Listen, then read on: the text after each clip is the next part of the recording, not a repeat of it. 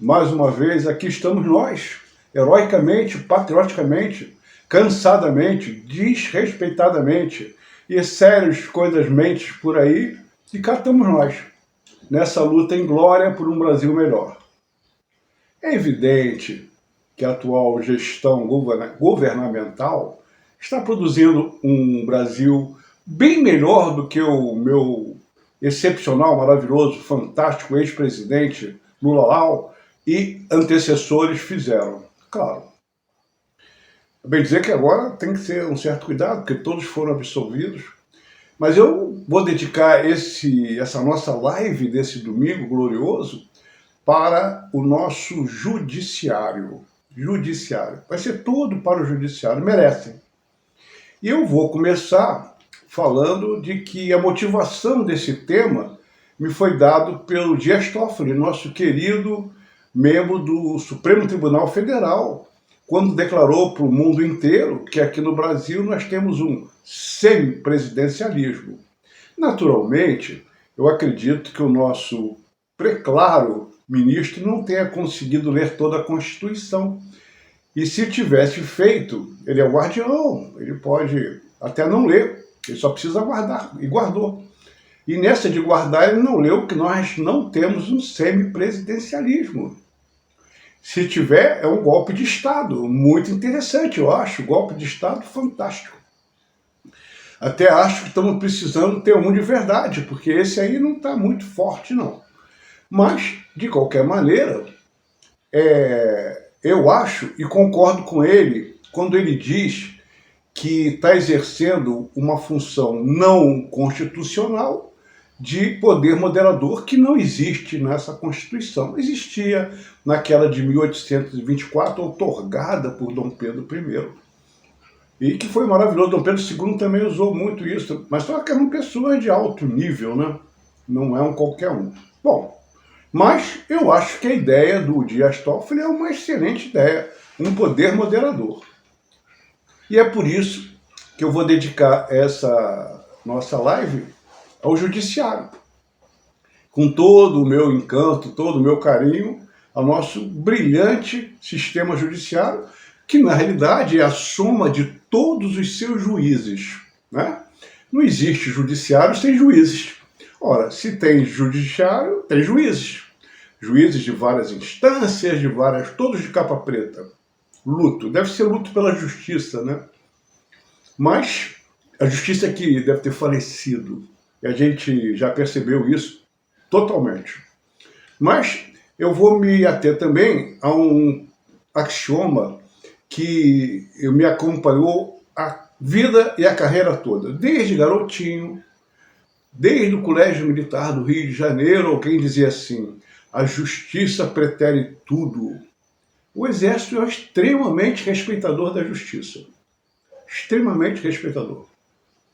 E cada vez eu me convenço que está respeitando cada vez mais. Porque às vezes tem momentos até que não era para respeitar tanto, mas está respeitando. Isso era falado seriamente para nós. A justiça pretere tudo.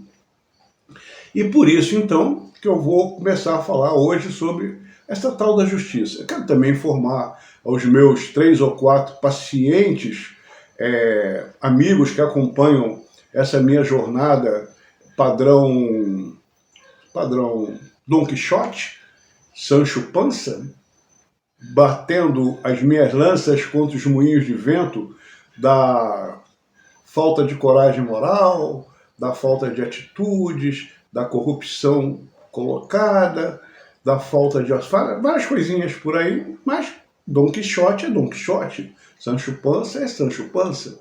Fazer o quê? Vamos nós aí atrás dos moinhos de vento, para ver que bicho vai dar no final disso tudo. Mas, considerando que eu já quebrei várias lanças e os moinhos continuam lá, vamos quebrar mais uma. E vou começar dizendo, após ter dito que o poder moderador seria uma excelente solução, acho que o judiciário até poderia exercer isso, até acho que deve. Já falei isso aqui várias vezes. O judiciário teria que ter, direto e indiretamente, um poder moderador no caos instaurado. Alguém tem que dizer alguma coisa, já que quem deve realmente não o faz, que o judiciário faça. Diga, não, isso pode, se não pode, se é certo, se é errado. a virtude está no meio. Mas, para isso, nós temos que ter as pessoas que compõem o judiciário em condições de fazer isso. Não pode ser corrupto, não pode ser burro, não pode ser inexperiente, não pode agir de má fé, não pode ser amigo dos amigos, porque senão alguém aí não está dentro das leis, porque a lei todo mundo é igual, né? Então tem algumas coisinhas, alguns penduricalhos que os juízes deveriam observar para poder ter a capacidade real de moderar. Senão ele vai ser um falso moderador. E se ele for um falso moderador, ele é um destruidor. Porque se a última ratio, a última razão está em cima dele, ele tem que ter a resposta correta para isso.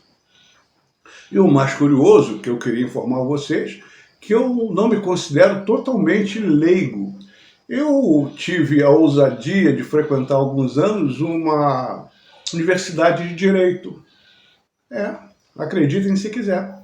Eu tenho um monte de carimbo dizendo, tirou 8,5 em direito constitucional, 7,5 em penal, 8 coisas comercial, tantos em administrativo, tem um monte de matéria.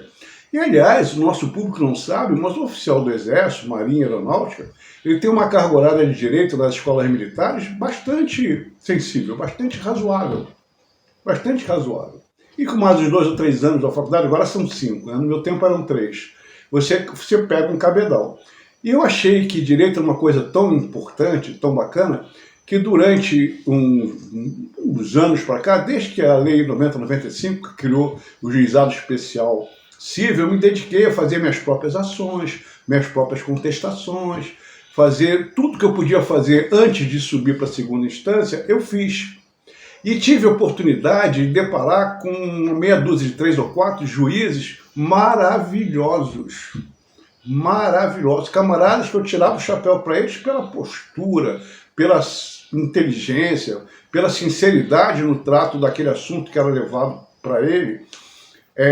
Eu tive um vizinho canalha que ele derrubou porque um galho da minha árvore caiu, ultrapassou o muro. Ele tinha todo o direito ou de ter pedido que eu cortasse ou de cortar o galho indevidamente, estava acima do muro dele, a lei é clara. Mas esse meu vizinho exacerbou um pouquinho e cortou as minhas árvores dentro do meu terreno. E o juiz que julga isso, o cara está até internado num hospício agora. Mas o interessante, é mesmo, não é brincadeira não, isso é sério. Mas o juiz que julgou, eu botei esse cara na justiça, é claro, não vou bater nele, porque ele era meio maluco, e eu podia machucar ele, não vou fazer isso. Então, dentro da lei, a lei prefere tudo, vamos para a lei. O juiz que julgou essa causa, o cara é fantástico. Aí perguntou assim, você vai pagar uma indenização. E quanto você poderia pagar sem lhe faltar nada?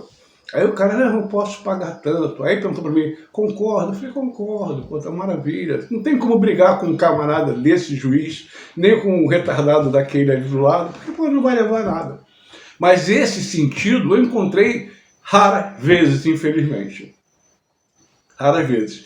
Então, eu vou dedicar esse início desse programa, dessa live, a esses 3 ou 4 caras que me deram sentenças maravilhosas, que me fizeram ter orgulho de ter sido, participado de um pleito, participado de uma lide, participado de uma ação, que eu tive a honra de ter a decisão exarada por um juiz nesse padrão. Então, existe, e toda sexta tem maçãs boas e maçãs podres. Então, eu vou dedicar esse primeiro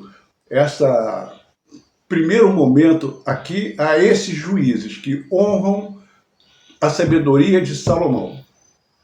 Então, primeira fase do nosso processo hoje é elogiar aqueles juízes sensatos, inteligentes. Teve um agora recente, eu até não vou citar o nome dele aqui, porque não me lembro, até merecia. Esse cara deu uma sentença sobre uma tentativa de extorsão feita pela agência Ampla, energia elétrica.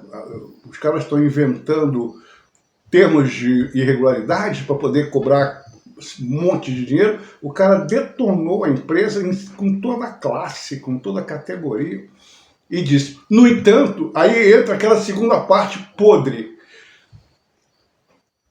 Ele condenou a empresa a tirar o que me acusou falsamente, porque sabia que era mentira.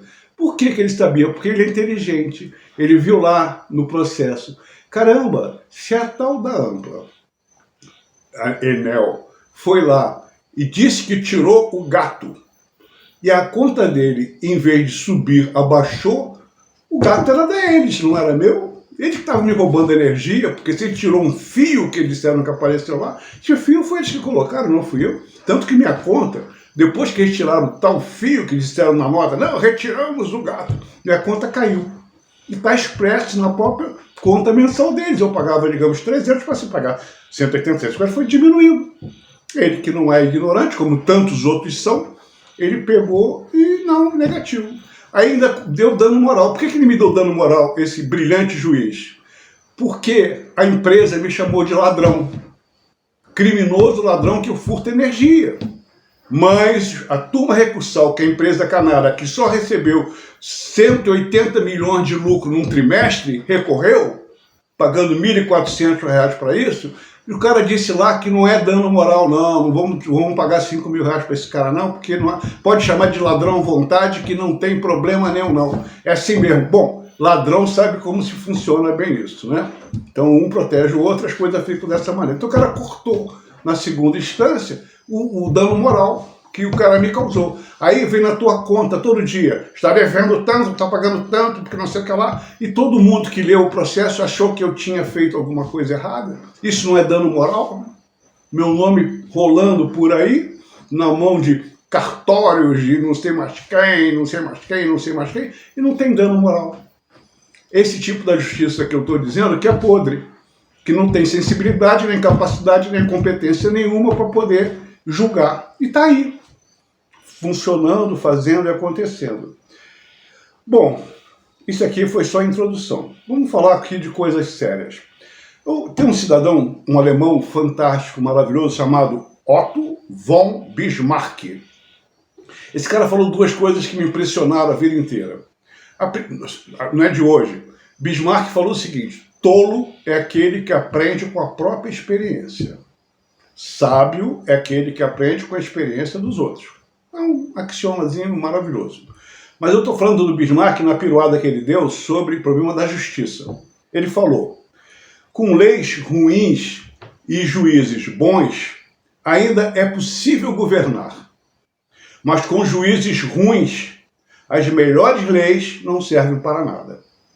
Aí vai aparecer um engraçadinho do outro lado que vai dizer para mim assim: mas alemão não entende nada de lei. Alemão gosta de fazer guerra, dar tiro nos outros, essas gracinhas todas. Aí eu vou pegar um brasileiro, um jurista brasileiro, cara meio desconhecido. Sabe por que ele é desconhecido? Porque nesse país do patropi se perdeu o hábito de ler, de referenciar. Agora o importante é saber onde está a tatuagem de fulano.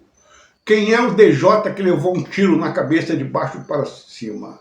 Cadê o pastor que foi assassinado com 44 tiros pelo filho 32? Coisas desse tipo dão um ibope maravilhoso. Mas eu não vejo ninguém falando de Rui Barbosa. O mulatinho destruído. Rui Barbosa. É um gênio. E o Rui, dentro das suas várias gracinhas, colocou coisinha do sentido. Olha só exatamente o que eu acho. A força do direito deve superar o direito da força. Olha que maravilha. Não é pirataria semântica, não, é quente. Bom, isso aqui não está bem ligado ao direito, mas também serve. Eu vou ler um pedacinho do que o Rui andou falando por aí pelas esquinas da boemia. De tanto ver triunfar as nulidades, de tanto ver prosperar a desonra, de tanto ver crescer a injustiça, de tanto ver agigantarem-se os poderes nas mãos dos maus, isso aí tem diretamente para algum bem mal que anda para Brasília. O homem chega a desanimar-se da virtude, a rir-se da honra e a ter vergonha de ser honesto. Olha só, ele tem um texto aqui que eu não vou nem falar porque ele é tão profundo que eu vou criar estresse aí em alguns. É difícil. As coisas que o Rui fala, tem uma lista aqui de coisas, eu sou fã incondicional da inteligência desse camarada. Ele diria lá pelas tantas aqui: eu não troco a justiça pela soberba, eu não deixo o direito pela força, Eu não esqueço a fraternidade pela tolerância. Eu não substituo a fé pela superstição, a realidade pelo ídolo. Eu sempre falei, em tudo que eu participei na vida, que existem dois impostores que devem ser desprezados: as vaias e os aplausos. Não sei se foi eu que inventei isso, mas é legal. Prestem atenção. Então vamos ver mais alguma coisa aqui que ele tenha dito sobre a tal da justiça.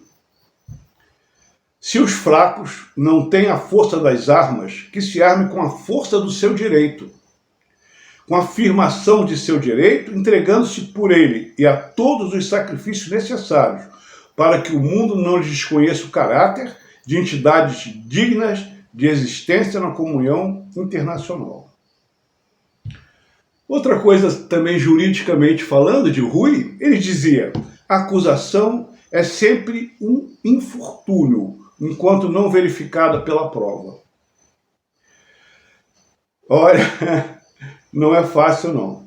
Bom, aqui continua ele: a justiça atrasada não é justiça, senão injustiça qualificada e manifesta. O homem que não luta pelos seus direitos não merece viver. A justiça pode irritar porque é precária. A verdade não se impacienta porque é eterna. Justiça nada mais é do que injustiça. Volto. A justiça tardia nada mais é do que a injustiça institucionalizada. O ladrão prostitui com roubo as suas mãos. O mentiroso com a mentira, a própria boca, a sua palavra e a sua consciência. Os antigos enxergavam no mentiroso o mais vil dos tarados morais. Depois de enumerar todas as misérias de um perdido, concluíam quando cabia, e até mente. Não se deixe enganar pelos cabelos brancos, pois os canalhas também envelhecem. Quanto maior o bem, maior o mal que da sua inversão procede. E eu podia passar aqui lendo coisinhas do Rui de montão, porque gênio não tem limite. Agora, vamos falar da realidade dura das experiências colhidas. Eu confesso aos meus amigos que hoje eu tenho pouquíssima confiança nas decisões judiciais. E o engraçado disso, que não era assim. De 10 anos para cá, começou a haver uma deteriorização profunda das sentenças. Profunda. Eu estou dizendo isso porque eu ingressei já com umas 40 ou 50 ações no juizado especial sem advogado. E fui acompanhando essa involução brutal. A disfarçatez dos juízes chegou a um ponto que não tem mais limite. Não há mais retorno. Ou se termina com todo o sistema judiciário nosso e começa outra vez, ou vai ter que dar uma solução dramática e drástica em cima dos seus componentes, porque não é mais possível esse tipo de insanidade que está vicejando por aí. Não vou falar do STJ, que acabou com os processos contra o Lula que o Moro condenou, não vou falar do STF, que já pintou e bordou e está todo mundo sentando pau, mas ninguém faz nada para resolver. Não vou falar nem desses caras. Vou falar da primeira instância, aquela que todo mundo tem que começar por ela, e que é a mãe de todos os problemas atuais. Vamos ver minha experiência pessoal, não estou contando historinha. Eu falei uma coisa uma vez, algum falou assim: cuidado para não ser fake. Então eu vou dizendo logo de cara: queridos amigos, não é fake. Eu vivenciei isso. Não vou falar nome de juiz, que eu não vou falar. Vou contar as posturas para que a gente possa ter uma ideia da essência do sistema judiciário, do nível que ele chegou, do absurdo que ele está se propondo a realizar. Impunemente. Ninguém diz nada, ninguém faz nada, e eles continuam fazendo essas atrocidades a bem querer. Então, vamos contar historinhas rápidas. Eu não quero demorar muito, porque vocês ficam cansados. Mas vou contar historinhas. Um belo dia eu fui fiador de um garoto, meu amigo, gente boa, levemente desempregado, disse para mim: eu vou comprar um carro, mas eu vou dar o meu, sobrou uns troquinhos, vou financiar, você fia para mim? Eu fio. Bom, Começou mal porque ele não comprou um carrinho. Ele comprou um carro melhorzinho, mas não comprou também numa agência, como falou, comprou num consórcio. 60 meses. Pagou 5, não pagou mais. E me colocou, olha o detalhe, e me colocou como não fiador, mas como um devedor solidário. Mas como é que eu entrei nessa fria? Ah, você é um cara esperto, sabe tudo? Não, não sei nada. Sou totalmente... Porque existe um problema que vocês se esquecem. Todo cara honesto acha que todo mundo que ele lida é honesto. É por isso que às vezes ele toma uma ferrada. Vê se bandido se arrisca a ser roubado, assaltado. Ninguém assalta um bandido. Ele está sempre ligado. Ele está sempre achando que alguém vai fazer alguma sujeira com ele, porque ele vive de fazer sujeira com os outros. Então é assim, quem é bom acha que todo mundo é bom. Quem é bandido acha que todo mundo é bandido. Essa é a regra do jogo. E eu, então, como não sou bandido, entrei pelo cano. Por quê? Esse cara não pagou o troço, porque quando eu fiz o contrato, esse meu amigo na pressa disse assim, eu falei para ele, olha, são 2 páginas do contrato, você mandou só uma. A segunda, o contrato tinha 20 cláusulas. Da segunda parte que ele mandou, tinham 3, que eram, falavam o final, o encerramento, não sei o que lá. E na primeira parte estava a regra do jogo toda. Aí mandou a segunda, aí, pelo amor de Deus, assina e manda para mim, que depois eu te mando a primeira, não há problema nenhum. Eu falei, olha, não, acredite, eu acredito. Assinei e mandei para ele.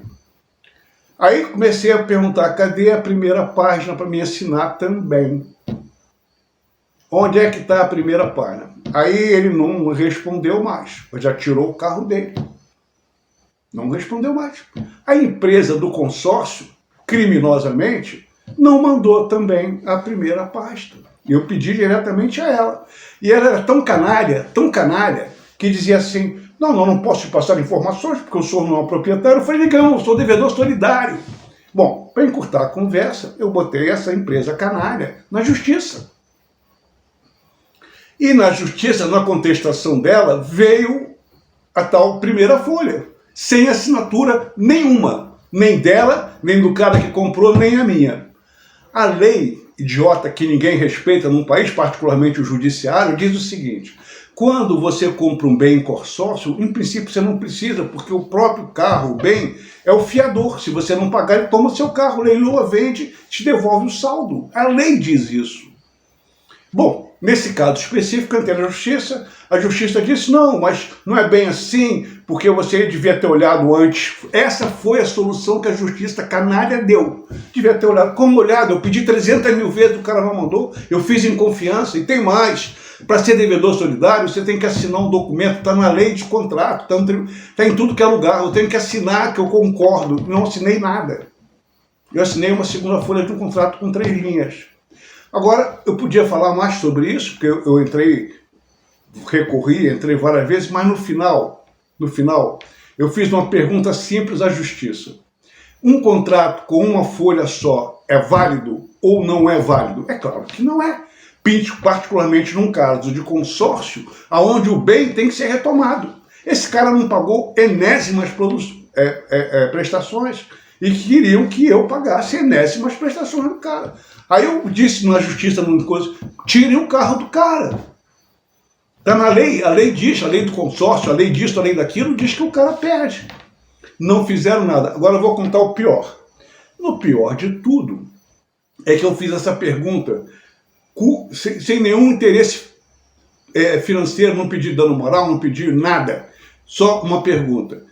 Um contrato cuja primeira página, que contém a maior parte das cláusulas, é válido? Sabe? Bom, eu fiz isso aí.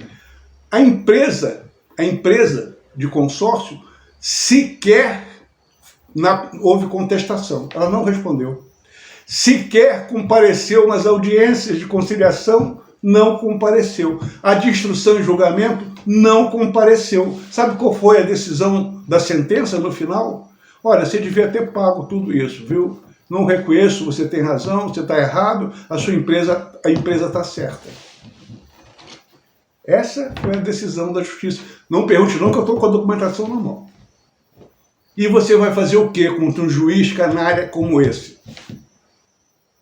que deu uma decisão desse tipo, contrariando todas as leis, todos os argumentos. E tem mais, se o cara foi revel, como é que ele pode ganhar uma ação que ele nem contestou e foi revel? E ganhou. E ganhou. Aí você diz assim, caramba, não dá para acreditar numa justiça dessa. É claro que não dá. Quer ver uma pior, mais interessante? Tinha aqui em Guapi um juiz que era famoso porque nunca concedia uma tutela antecipada. Aí houve um episódio qualquer aqui, eu entrei e pedi uma tutela antecipada. A coisa era tão berrante, tão absurda, que inusitadamente esse juiz que nunca concedia uma tutela antecipada, me deu uma tutela antecipada. Só dá uma tutela antecipada, como no artigo 300 do CPC, você tem verossimilhança, bônus fumos, tem 3 requisitos que te garante que aquele troço já é uma meia sentença a seu favor quando o juiz te concede uma tutela antecipada. Um perigo disso, perigo de mora, perigo daquilo, pá. Muito bem. O juiz leigo que fez a audiência e deu uma proposta de sentença para o juiz togado, disse que era improcedente a minha ação. Improcedente. E o juiz que me deu a tutela antecipada, que analisou todo o processo antes, homologou. Samba do crioulo doido. Samba do crioulo doido. Teve agora, na vara de fazendária, o lance de multas. Aqui em Guapi, está a empresa canária chamada CRT, a concessionária Rio Teresópolis, que está até para ser expurgada, se Deus quiser, se tiver homem para fazer isso, coisa que eu não acredito mais nesse país, que existe homem. Esses canários colocaram, tem uma escola com 500 alunos no curso primário, primeiro grau hoje em dia. Aí, em vez de colocar uma passarela para as crianças atravessarem a pista ou fazer um túnel embaixo, colocaram uma faixa no chão de pedestre e colocaram um pardal. Pardal numa subida de serra foi uma maravilha. Se juntou filas de assaltantes para assaltar os carros que saíam da velocidade e baixavam para 50, para 30, para 40. O cara baixava, o cara abordava o carro a pé e assaltava. Pilhas de assaltos. Tantas pilhas de assalto, olha só, que todo mundo começou a ficar com medo de parar no sinal, de parar no tal do pardal. Houve um clamor popular público de tal intensidade que o juiz federal aqui da região sabiamente mandou retirar o pardal. Mandou retirar imediatamente. Não tinha como. O cara inteligente, o cara capaz, competente. Mas, nesse processo, uma centena de carros que saíram da tentativa de assalto, por exemplo, você não vai trocar tiro com vagabundo em frente a uma escola pública. Desculpe, mas não faz muito meu gênero. Eu fui um daqueles que viu 2 caras de moto e mais um com a mão embaixo da camisa parado onde estava o maldito pardal. Evidentemente, você pega e dá uma aceleradinha para desestimular o cara de te abordar. Aí você, em vez de estar com o teu carro a 50 por hora que o pardal exige, você vai estar a 60, que foi o meu caso. Aí veio uma multa por avançar o sinal, exatamente no mesmo dia, na mesma hora que os jornais falaram que houve uma dúzia de assaltos naquele ponto. Aí você entra na justiça e diz pro cara, vem cá, anula essa multa, pô, não tem como. Está aqui no jornal, o juiz mandou tirar dias depois. Aí primeiro, a Polícia Rodoviária Federal, com quem eu recorri administrativamente a primeira vez, os julgadores da polícia são uma vergonha, são criminosos, são bandidos. A mulher que fez isso diz assim, não, como é que você não há provas suficientes que havia um assalto? Ela quer o quê? Que eu traga uma marca de bala no carro? Quer que eu traga o cadáver do bandido que eu atirei nele de volta? Se eu estou dizendo que a justiça tirou porque teve assalto, que todo mundo publicou, como é que eu vou provar que o cara fez uma tentativa de assalto? Não tem como, nem Deus. E outra coisa, é uma coisa lógica. Se naquele dia a imprensa noticiou 4 ou 5 assaltos naquele mesmo ponto, e que houve esse problema com 4 ou 5 ou mais pessoas, uma semana depois o juiz mandou retirar, ela vai dizer que não tem veracidade para aquilo ali? E o que é pior, que ela, se a pessoa da polícia rodoviária que seja despreparada, incompetente, burra, desonesta, qualquer coisa, maravilha. Mas a justiça concordou e disse que não. Juíza federal, cheia de grana, cheia de tudo. Não, não tem como provar isso. Essa é a justiça que nós estamos vivenciando hoje. Total falta de experiência, de senso, de vivência, de bom senso, de competência, de fraternidade, de tudo. Para ganhar R$126 de multa, não estava brigando pelo dinheiro, não. Estava brigando pela moralidade do fato. E não encontrei respaldo em ninguém. Essa é a justiça que eu absolutamente não confio. Eu não vou querer me estender muito mais, vou ficar nesses 3 casinhos só, mas eu tenho uma pá de coisas. Vocês querem? Vou terminar com mais um casinho. Botei um anúncio um dia procurando um jardineiro, microempreendedor individual. Esse cara, no dia que ele se apresentou, ele trouxe uma firma em nome dele, fizemos um contrato de MEI. Esse cara entrou na minha casa como microempreendedor, roubou. Descobri e mandei embora. Sabe o que aconteceu? Esse cara entrou na justiça trabalhista dizendo que trabalhou aqui 6 meses, só trabalhou 3. Dos 3, ele trabalhou em todas as casas na vizinhança, porque ele era microempreendedor, não tinha compromisso nenhum de horário nem dia comigo. Aí esse camarada entrou na justiça, sabe o que aconteceu? A justiça disse que ele tinha razão, que ele era um trabalhador. Agora, ladrão virou trabalhador. Ladrão virou trabalhador. Ladrão. Não é dizer que eu achei que era ladrão, não. Registro em BO. 3 ou 4 BOs em cima dele. Meu, do dono do lado, o cara é um ladrão. Vou contar mais. Ladrão.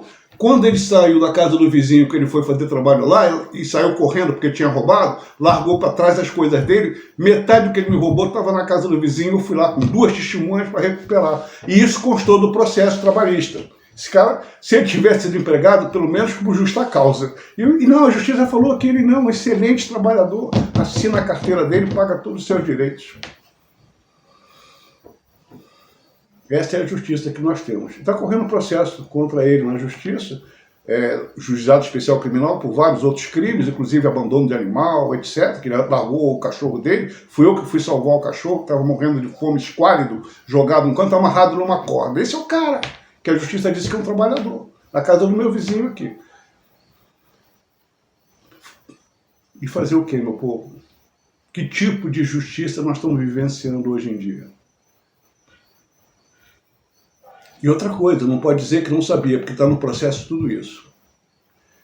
Ah, mas a testemunha, ele ameaçou as testemunhas. Não é bobo, bandido. Depois ficamos sabendo de todas as histórias, é sempre assim. Mas a justiça não teve o bom senso de ver, pô, mas esse cara é um criminoso, ele roubou. Ah, esqueci. Nas provas que foram anexadas, ele entrou numa casa aqui, um chalé, e roubou, falou assim, na câmera, filmou a mulher dele com ele, roubando, filmou e disse assim, estou roubando o celular dele. Esse filme apareceu no processo. Ele não é ladrão, ele é um trabalhador. Senhoras, senhores, pobre país. Ou nós mudamos isso, ou nós não vamos ter sossego o resto da vida, porque cada dia está pior. Isso foi tudo agora. Agora, tenho mais 30 lances para contar, se quiser.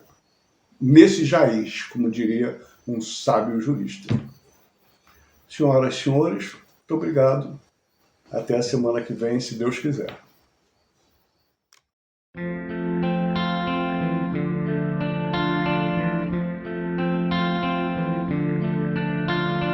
Pai, eu quero te amar, tocar o teu coração e me derramar aos teus pés.